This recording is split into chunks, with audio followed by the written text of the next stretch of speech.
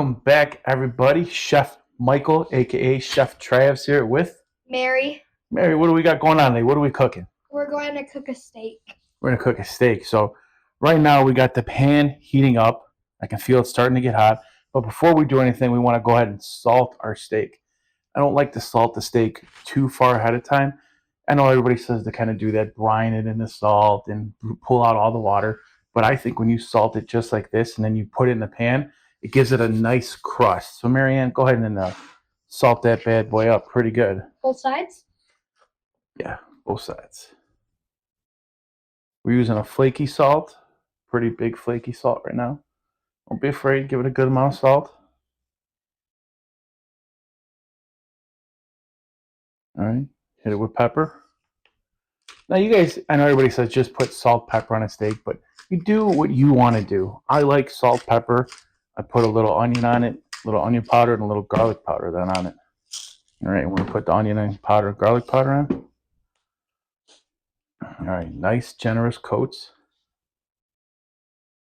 I can feel this is starting to get pretty hot, which is a good thing. We're gonna test it with water. We'll show you how to test so you can know that a stainless steel pan is ready to cook.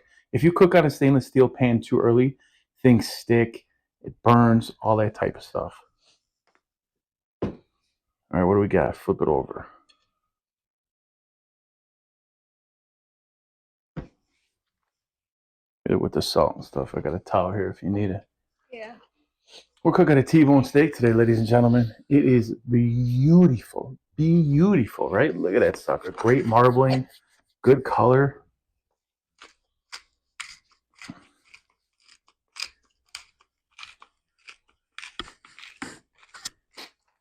Doing a good job. She's doing a good job.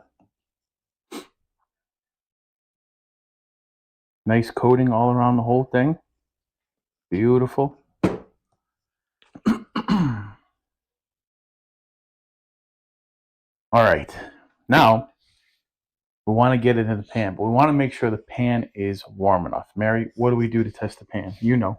We put water, and then you just take a little bit of water on your fingers, and then you throw it in the pan. And if the water doesn't evaporate in the pan, but yet it forms a little like balls and it rolls around, and it's like basically hot enough to cook, it means it's not going to stick. So why don't you test it out? Let's take a look. What do you think? See the water in there? You know, you guys can't see it, but it's just going around. It's just okay, beautiful. All right, so next up, what I do is I take a little bit of ghee butter. Now this ghee butter is going to smoke and everything, but ghee butter has pretty high smoke point, which is what I like. But to cook in ghee butter, it's a lot better than cooking in oil, because as you cook in oil and things get hot, it starts oxidizing. And all right, you see the smoke? It means we're ready to go. So we're going to pop on the steak. The smoke will dissipate after a while. There it is. Want to get it nice and hot. All right, so we've put all our seasonings on. We're going to let that steak cook about, it's a thick steak, so maybe 5 minutes on each side. Excuse me. And then we are going to put butter in the pan, actual butter, not ghee butter, because butter has a little, more fat to it or whatnot, and it'll just kind of caramelize. And then we throw some rosemary in there with it, and then we kind of baste the steak as it goes along. But in the meantime, do you like steak? Yeah. How do you like your steak cooked?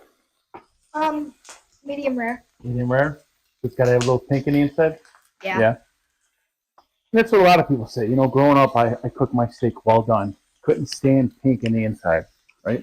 Yeah. But steaks were always tough. I thought it's just how it was. But if you cook it medium rare, it's juicy, it's tender, it's beautiful. Man, that sucker is feeling good. It is hot. It is cooking. It is sounding good, ladies and gentlemen. I don't know if you can hear it, but it is sounding B-E-A-U-T-I full. What do you like to eat with your steak? Anything? Potatoes, broccoli. Yeah. I'm going to do Brussels sprouts with this one. But But if I had to choose anything, it would be mashed potatoes and a salad. Man, mashed potatoes and a salad with a steak, it is to die for.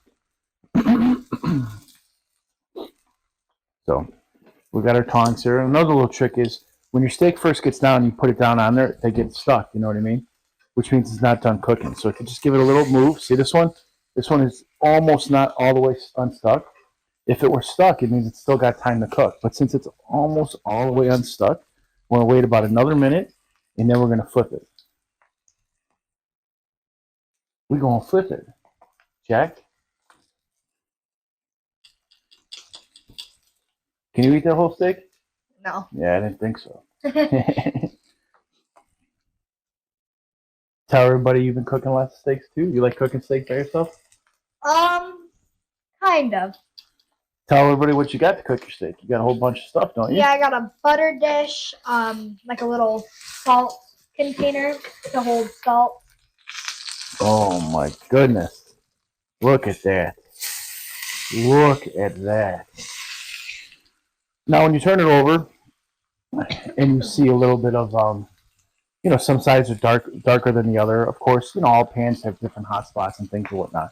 But that's why we're gonna put the butter in the pan, and then we're gonna baste it with the butter. The butter's gonna get so hot that as we baste it, it's actually gonna cook that more. So it's pretty amazing. But I like to baste with my right hand, so I'm gonna give this guy a good turn. Like that. Then we're gonna move this guy to the back over here.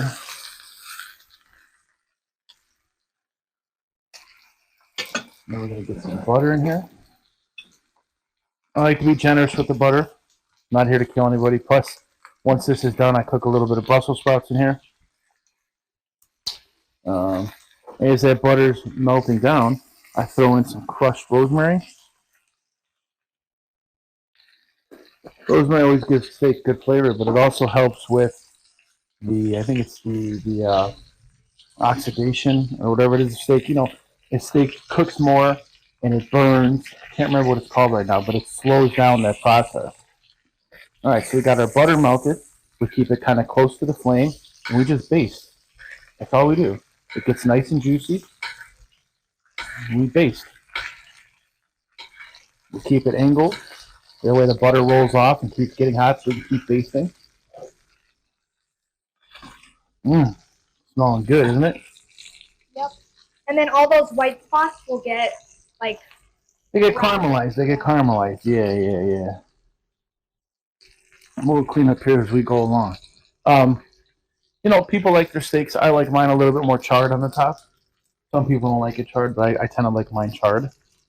But we're going to take our time. We're going to do it. That's the end of it. Put this back here. Want to get me some Brussels sprouts? Throw them in the microwave real quick. Yep. So what we do is we buy microwavable Brussels sprouts. I know, don't heat the plastic. I know all about it. What I'm going to do is I'm going to throw them in the microwave for 5 minutes. And then after that, I bring it back over here. And then I throw them back on the frying pan. And with the steaks, what's up? To get them brown. Yeah, to get them brown, and then they cook more, in the butter and the fat from the steak, and it is simply amazing. I mean, it just does not get better than that.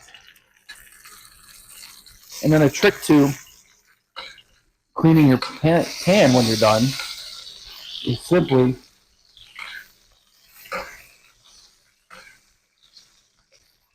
you want to put the pan, get all the grease out of it, right?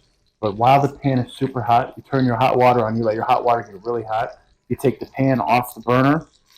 Real fast, you put it in there. Don't get too close because the steam's going to be coming up. You take a brush and you just scrub it real fast as the steam's going on with the hot water.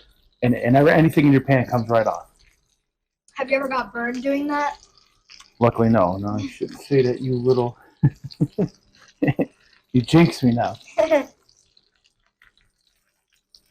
Let's take a look, see what we're working with here. Oh, man. What I'm going to do is I'm going to turn this guy around like this now.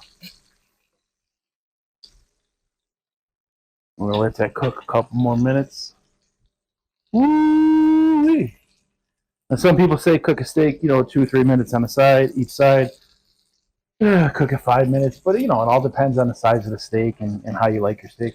I even saw some people like, they go like this and they say, right here is raw, rare.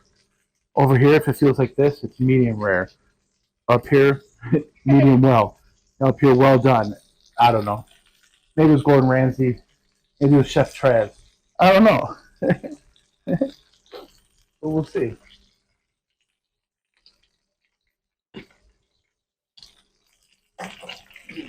Baste it a little bit. Now people say, oh, cook it only on one side. Don't flip it, this and that. The more you flip it, the worse it is. I don't know about that. But what I do know, see how much darker it's getting just from throwing the butter on it?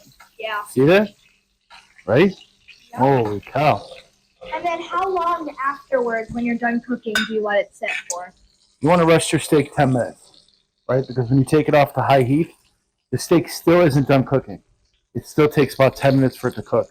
And you want to get all those juices. If you ever watch like a time lapse of somebody who takes a steak right out and puts it down right here for the next 10 minutes, you'll see juices running and the steak actually doing things. It's pretty good.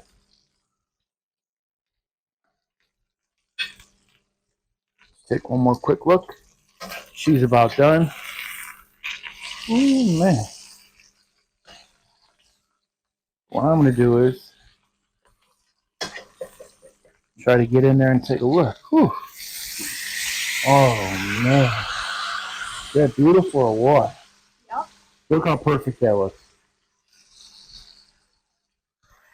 All right. Take her off. Look at this. You guys see this? Come on. See if I can get this turned. I got it. There it is. Look at that. Look at the color of the crust. Oh, my goodness. Man. We'll put it here. We're going to let it rest for 10 minutes. Now, what I like to do is I put a little spoon underneath it, right? Because I like to get the air under there.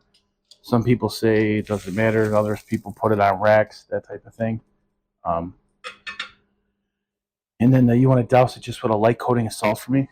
Yeah. I like my steaks super salty, so I put salt down before I cook it, and then I put a little bit on right before I cook it. And then what we're going to do now is crank this down a little bit. I'm going to throw these. Yeah, it's good. Yeah, we're going to throw the Brussels sprouts in here. And then do you keep the same oil? Be careful. Yep, same thing. Yep. Everything stays the same.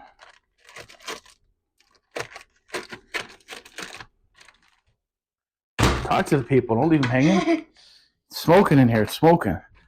And be careful because this could get like, woo-hoo, because it got water and stuff in it. You got to be careful.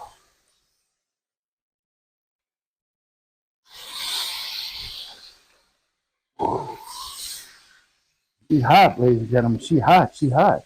There we go. Throw it off for me. Assistant. Man, let's move this out of the way. Why don't you go ahead and move that steak out of the way for a second so we keep wiping down as we go along here. Put it under the counter right behind you. Go put that glass away. Yeah.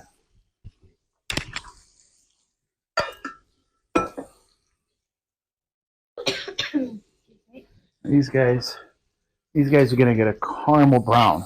They're gonna be beautiful. You just get them all in the juices right now. You can already see they're starting to get a little caramelized, right? Right? Yep. Do you put a sauce on your Brussels sprouts? Nope. Just plain? Yeah, so when I was growing up, my mom actually would boil Brussels sprouts. And be like, go to eat your Brussels sprouts. Yeah. If anybody has ever boiled their Brussels sprouts and you try to eat it, not even that. It just has like maybe like a tartness or something to it. It is the worst. Man, so for years, I'm like, I hate Brussels sprouts. I've never eaten Brussels sprouts. And then one time, a long time ago, I'm dating this girl, and she's like, we're going to make Brussels sprouts with butter and bacon. I'm like, I'm not eating it. I'm not eating it. She's like, you got to try it. Come on now. I said, okay, I'll try it out. I tried it. Oh, It was amazing. I'm like, what is going on? My taste buds are changing. I guess they do say your taste buds change every 7 years. If it's true, I don't know. But ever since then, I've been making Brussels sprouts. I started out making them with bacon and butter back when everybody thought bacon and butter was bad for you, so I stopped doing it. But then I started frying my Brussels sprouts just like this, and frying them releases such great flavor. The caramelization of them, man. Ladies and gentlemen, if you've never fried your Brussels sprouts after you cook a steak in the steak fat and butter and all that grease, whatever you want to call it,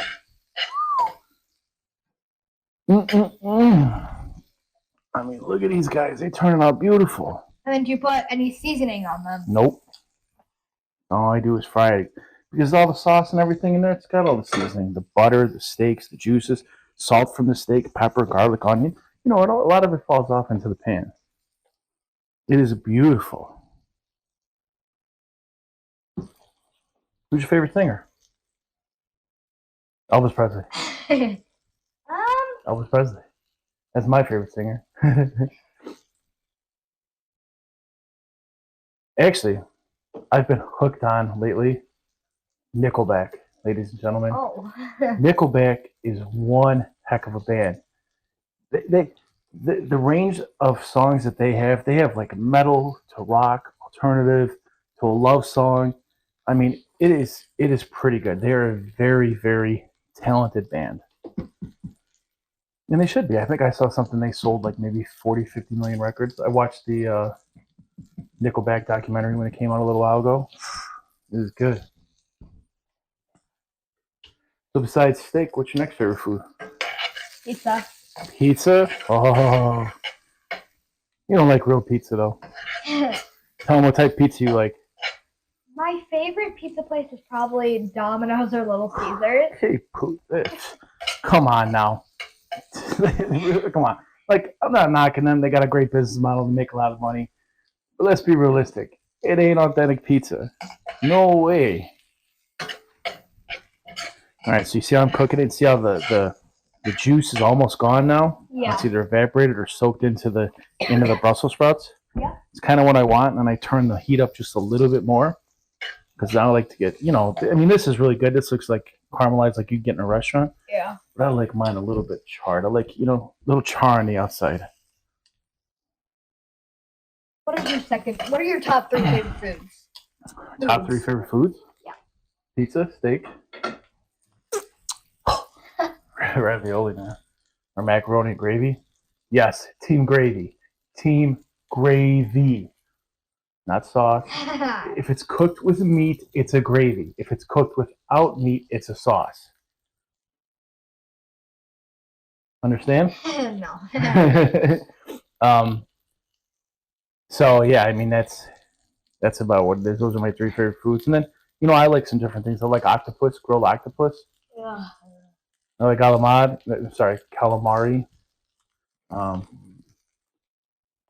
You say calamari.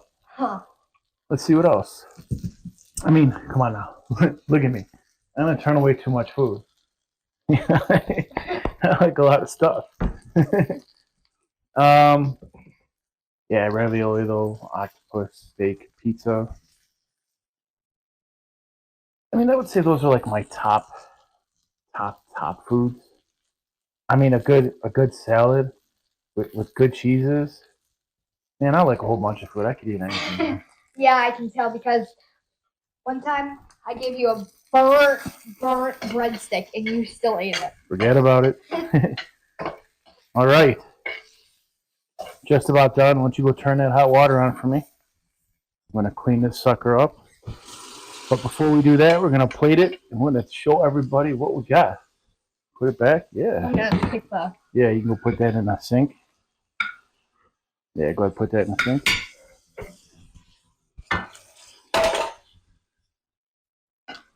And you could bring it up to the... Oh, man down, overboard. All right, you want to go bring it up there and show everybody? Be careful. I will. You drop it, I crack your head open. Oh my God, look at that, people. Look at that. All right, beautiful. All right, put it on back. want to tell everybody goodbye? Bye-bye. Drop them the deuces. Bye.